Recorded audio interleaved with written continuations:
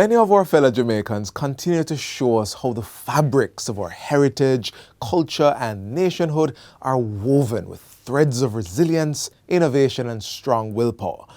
These traits continue to run throughout independent Jamaica, reflecting in our cultural pieces, developments taking place across the country, and even the excellence of our nation's youth. We lay out the platter today and serve you with these treasured elements of our culture, especially as we walk out of this year's Emancipation and Independence Day celebrations. Hi everyone, I'm Theodore Henry, welcoming you to another Wednesday with Jamaica Magazine. Lots to share, so let's start right now.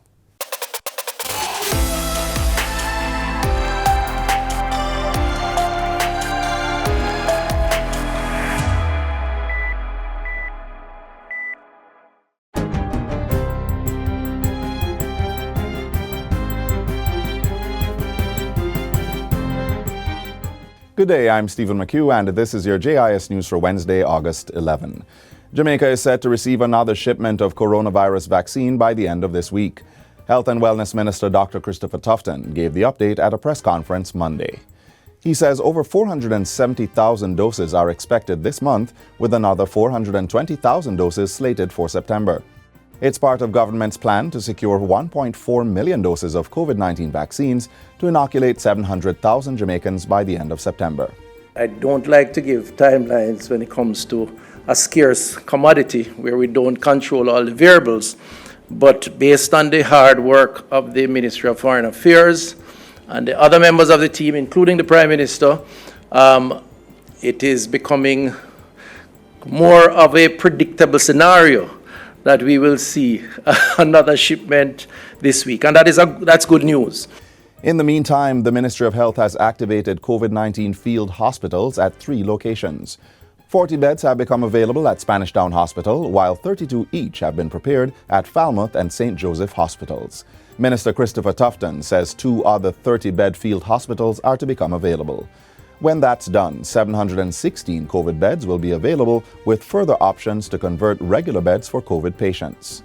Dr. Tufton's disclosure comes as the island's hospitals are facing a sharp increase in coronavirus-related hospitalizations. Up to August 8, bed occupancy at 6 hospitals were at 100% or greater. Based on these developments, the health minister is reiterating the call for persons to get vaccinated and observe the COVID infection prevention and control protocols. I saw more numbers in the 50 and younger, 40 and younger, 30 and younger, who are not only hospitalized but who have passed as a result of COVID. It means none of us are safe. All of us must observe the protocols and take the vaccine when the vaccine is available. National Security Minister Dr. Horace Chang is asserting that government condemns all forms of ill treatment of its citizens and will take decisive action against anyone who infringes on their rights. The minister's stance follows the ongoing investigation into the alleged cutting of the locks of 19-year-old Nzinga King while being held at the Four Paths police station in Clarendon. Minister Chang says a comprehensive investigation into the incident is being undertaken. He is urging Jamaicans to reserve judgment and action until the probe has been finalized. Sport Minister Olivia Grange says government will be hosting a week-long celebration for athletes who participated in the 2020 Tokyo Olympics. Minister Grange made the announcement as some athletes returned home this week. We are happy about those who medal, but it's not only about those who medal. It's about all of you who went there. You're all Olympians. And so we plan to celebrate all of you in October. You are our heroes. And Heroes Weekend, the week, Heritage Week, will be the time in which we are planning celebrations for you. The team did fantastic. We got 9 medals and we finished 5th on the medals table for athletics. And this for us is a proud achievement.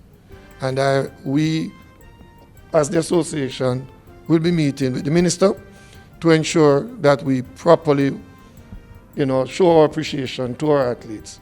Minister Grange says government plans to increase its funding to athletes. During the Olympic period, $28 million was spent on 160 athletes, including Paralympians. This is in addition to the annual $64 million spent on almost 2,000 junior and senior athletes across all sporting disciplines. Minister Grange says mental health support has been added to the athlete insurance program, which also covers life, accident, injury, and maternity. Minister of Housing, Urban Renewal, Environment and Climate Change, Pernell Charles Jr., says Jamaica's invitation to this year's Conference of Parties, COP26, provides us with an important opportunity to advance climate change actions. He was speaking yesterday at a JIS think tank session. Minister Charles says the conference will provide one of the best global opportunities to control issues related to climate change, especially for smaller states such as Jamaica. We are focusing our attention on using COP26 to define the technology that's needed, the financing that's needed, and the actions that are required for us to mitigate, for us to build up our capacity, and where we can, to make sure that we have consistency in messaging so that we change our behavior. He says the ministry will be heightening its communication campaign to get more Jamaicans involved. COP26 is scheduled for November 1 to 12 in Glasgow, Scotland, under the presidency of the United Kingdom. It will incorporate the 26th conference of the parties to the United Nations Framework Convention on Climate Change, with a focus on keeping the 1.5-degree goal within reach. And finally, Prime Minister Andrew Holness has paid tribute to late former Antigua and Barbuda Prime Minister Lester Bird's enduring work in the regional movement. Sir Lester passed away on August 9 at age 83. As the country's second Prime Minister, Bird served from 1994 to 2004. Mr. Holness remembered him as well loved by the people of his country and the region as he advocated for the recognition of small island states. And that's it for JIS News Today. I'm Stephen McHugh. Thanks for watching.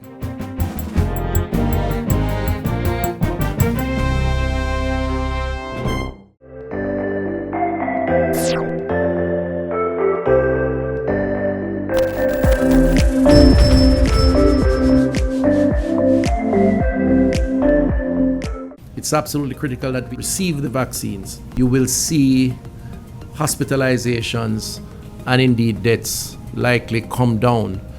And so there is a lot of value to be gained by getting as many vulnerables on board as possible. So tell your mothers, tell your aunts, listen out for yourselves if you're over 60, and take the vax, because the vax is what will help you to guard against the COVID virus and indeed help your relatives, your friends, those who you come in contact with for the same benefit.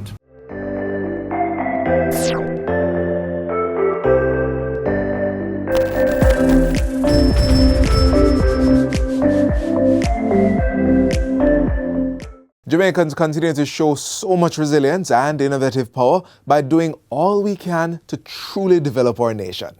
Today we look at some of the developments taking place in our very own aviation industry.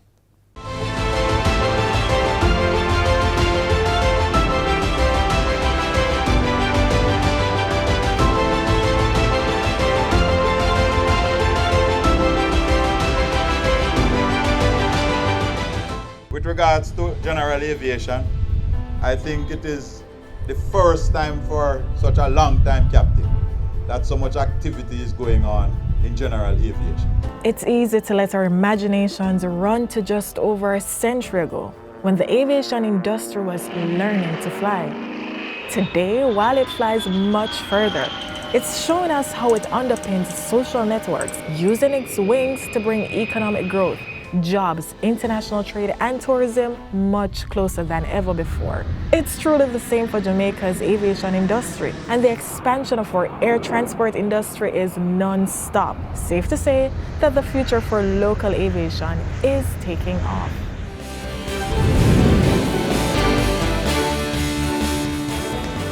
Having recognized how aviation advances mobility and impacts development, government has big plans to further develop our airports and aerodromes. Our police officers are getting a first world facility at Ian Fleming. Over in St. Mary, Transport Minister Robert Montague dangled the key for a newly constructed police station at the Ian Fleming International Airport to serve the airport and the neighboring communities. So if you're flying this route, your security has already been prioritized. At Ian Fleming, we spent some $48 million on this building.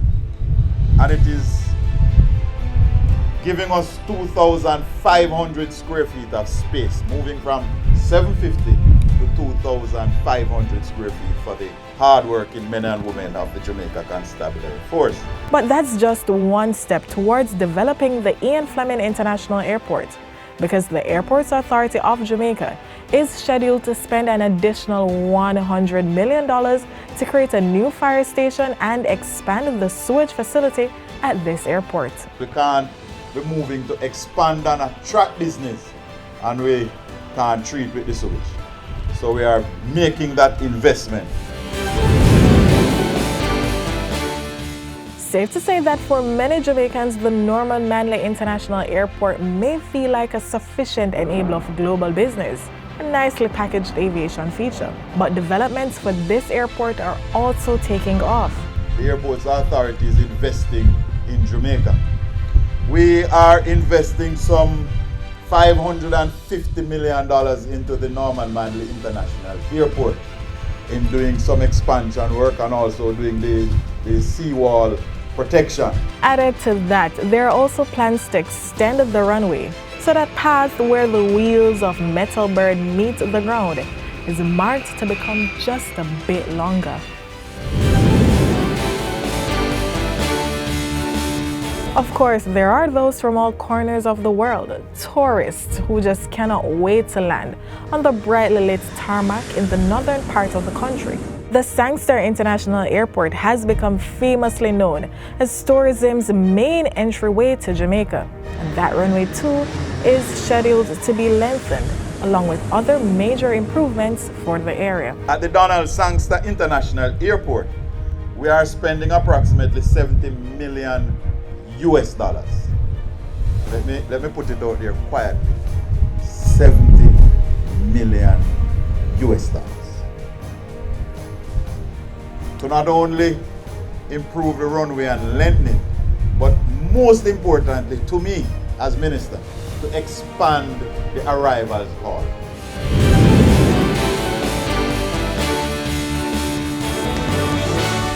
Our travel continues to the southwest end of the island, to the parish reputed as the breadbasket of Jamaica, St. Elizabeth. Here you'll find the more private flights via the Lionel Densham Aerodrome, and this too is to undergo many developments to meet the future needs of aviation. Now, a lot of persons never even realize that there is a little airport in St. Elizabeth. We are about to spend $100 million to overlay the runway and to put in a little terminal building, because that now is our investment in opening up the South Coast tourism. This is our largest domestic airport, seated in the popular fast-paced streets of Kingston. And so far, about $20 million has been spent to fix the runway, put in a pilot's lounge, and purchase new firefighting equipment for the facility. But the upgrading continues. Now we are moving to complete the fencing along the train line at Tinsupen.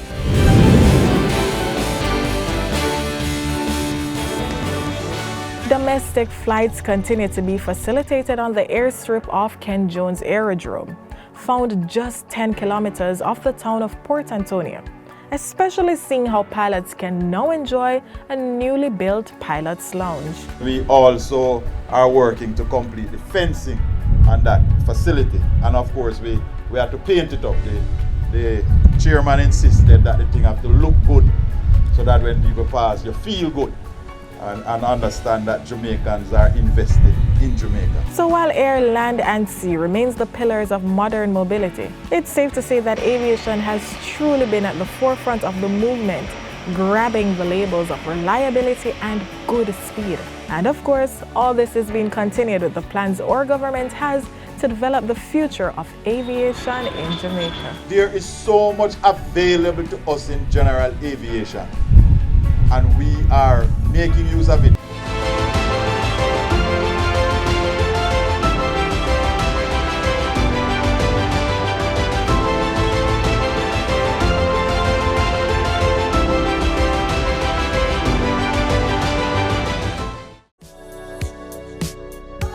Practice good hygiene by washing your hands frequently using soap and water.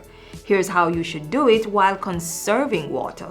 Turn on the tap to wet your hands, then turn off the pipe. Lather your hands and the tap with soap. Turn on the tap and wash your hands, back, front, and in between fingers.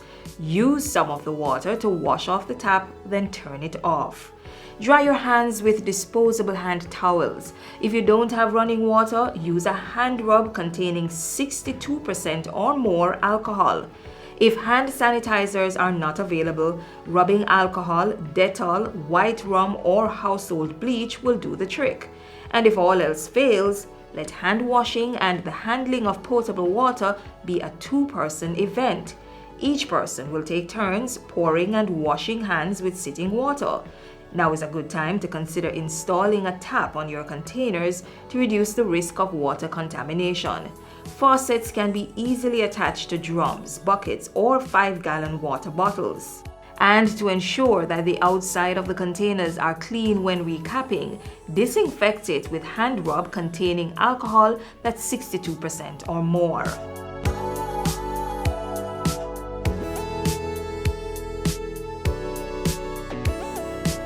The 5 R's of water conservation are also necessary to practice. Reduce water wastage by investing in water-saving devices. Reuse water at least twice before discarding. Replace leaking pipes, faucets, and other plumbing equipment.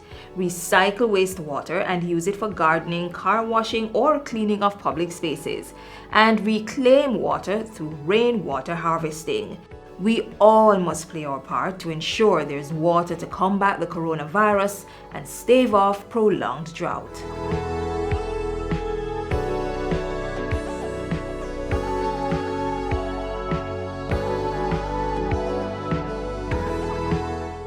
Our patriotism, wit, and sense of pride as a nation has filtered through so many parts of our culture, including fabrics that we wear, such as the bandana. Speaking of the bandana, we now share with you the importance of this fabric through the use of drama. A decade-old fabric worn by our forefathers and mothers and is now embedded in our culture. What am I talking about? A bandana, bandana, a part of our identity, a bandana.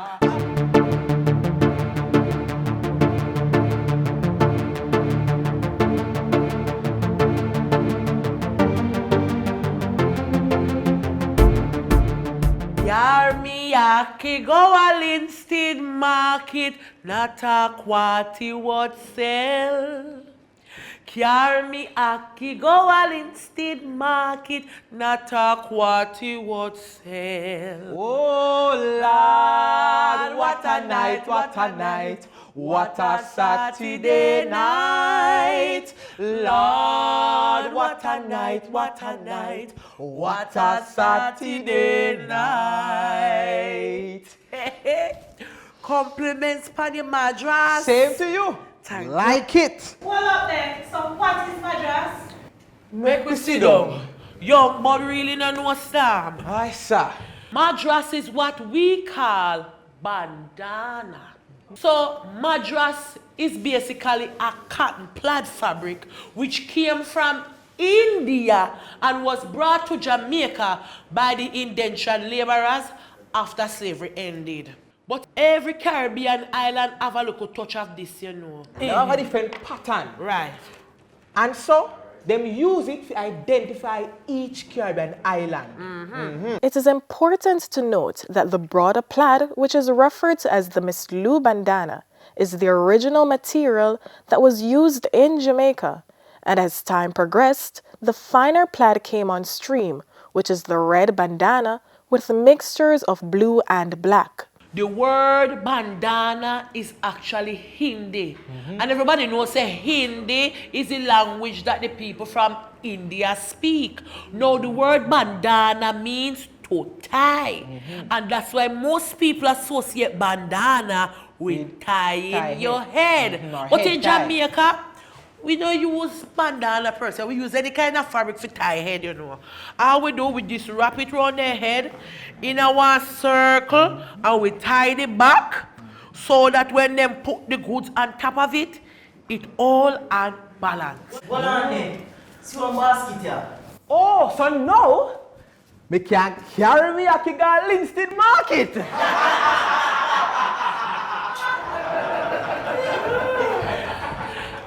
You know, And the history continues. You know, I spoke to Auntie Faye the other day. Everybody in here must know Faye Ellington, right? Yeah, man. She said, by the way, you ever see Sheena Faye bandana? Yes. She pretty not true? Man. Yeah, man. Now, she told me the other day that bandana was used by the female vendors in the market. Yeah. They use the bandana as bib. The same thing that we call apron. And they also use it to tie them head, and them use it also as scarf. It is also popular to note that the working class women used to wear the bandana. Yes, yes. But they were looked down on because they wear it. But they were persistent. Yes. They wore it with dignity and pride. That is very right. And they were the one who actually legitimized the bandana. You didn't know, say bandana is not just a costume. It also helps us to identify as Jamaicans. You understand what I'm saying? Over the years, the bandana has evolved. Because you know, as time change, you know, people stands on different things, it change as well. So today, bandana is considered to be our unofficial costume. National costume. So look here now. Miss Lou was the one that really made bandana so popular, you know. Yes, man. Every time she would do one of her theatrical performances, Miss Lou would dress up in her bandana, and anytime anybody gonna do any of her poems, where them use bandana. And now everybody want a little touch of bandana. And you know, them now wearing it at the Miss Universe, and the Miss World, and the Festival Queen competition. You see, the bandana is not only one style you can wear it, you know. For example, me is not wearing the original kind, you know. Me is wearing Simply Precious design. Yes, man. Normally how them wear it is, them wear it in a one nice flare skirt, and then them pair it now with a wonderful white top. They put a piece of the bandana or the madras around the neckline, or even put it around the sleeve sometime, you know, just to add a little oomph and spice to it. So over the years, you know, it has become more stylish and stylish and stylish. And then, of course, you know, the man them normally wear a nice little shirt with the madras or the plaid, and then pair it with a black pants or with a white pants. And if you're fancy and in high fashion, you put a scarf around it, right? Or even a head tie. Thank you very much. So you see, all in all, bandanas come a far way. From the marketplace to haute couture. High fashion, high fashion. That's right. Bandana come from India, reach a Jamaica, and all in all, bandana is here to stay. What a joyful news, Miss Matty. I feel like my heart will burst. Jamaican people colonizing England in reverse. By the hundreds, by the thousands, from country and from town, by the shipload, by the plane load, Jamaica is England bound. But what are the government plan England here? Them brave the war and face the worst. But I don't know how them Western colonizing in reverse. Bandana, bandana, a part of we identity, a bandana, a bandana, oh a bandana, a part of we identity, a bandana. Make a draft for the madras. Oh, put on your madras. Yes. A part of we identity, a bandana. Jack Mandora, me no choose none.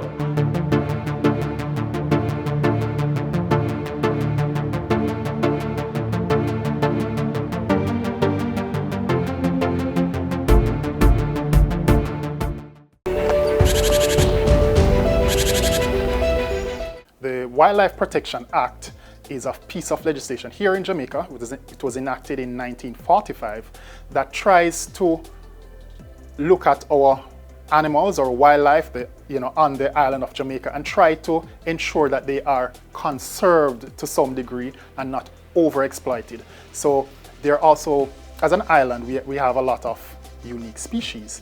And if we lose those species on the island, it's gone to the entire world. So that is also one of the reasons why we have this piece of legislation, to ensure that Jamaica can maintain its wildlife and preserve the wildlife for future generations. In the Jamaican context, being an island, being very small, some persons have never left the island before, and so Jamaica seems big, but Jamaica is really very small. We have a lot to lose. We have a lot of resources and we have a lot to lose. So we're encouraging the public not to overharvest, not to go against the Wildlife Protection Act and take animals that are considered protected species. And if animals are in a vulnerable situation where you think they need assistance, we encourage persons to first contact NEPA at 754-7540 and ask for assistance, especially if those animals have the potential of doing harm or being dangerous.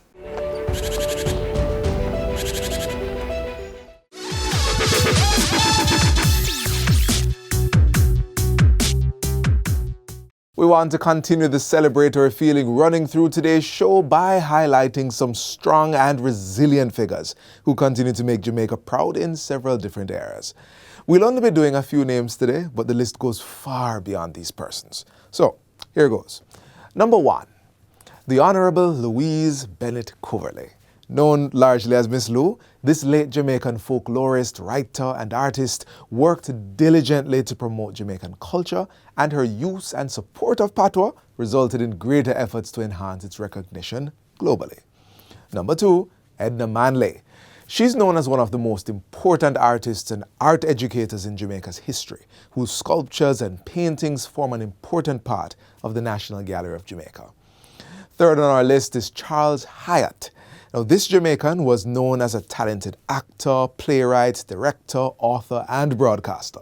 He has performed in various national pantomimes and many other productions, both locally and overseas. And number 4, Elaine Thompson-Herah. This Jamaican great is officially the fastest woman in the world after recently winning the 100 meters at the Tokyo Olympic Games with a time of 10.61 seconds. The truth is that without Jamaicans, the world would never have known the rhythm of reggae, the sounds of ska, or one man being an 8-time Olympic gold medalist. We've made great strides, but the work continues, and it continues with you. Follow your dreams and passion, push the needle forward, and help us get Jamaica to the place of choice to live, work, raise families, and do business.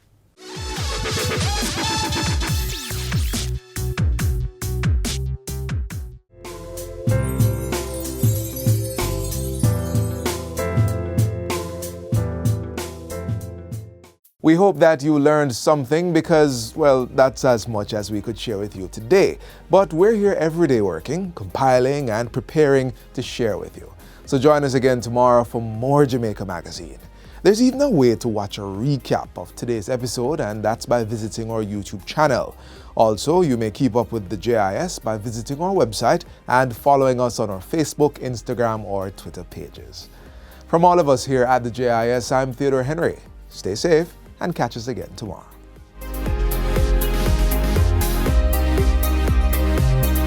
This has been a production of the Jamaica Information Service, the voice of Jamaica.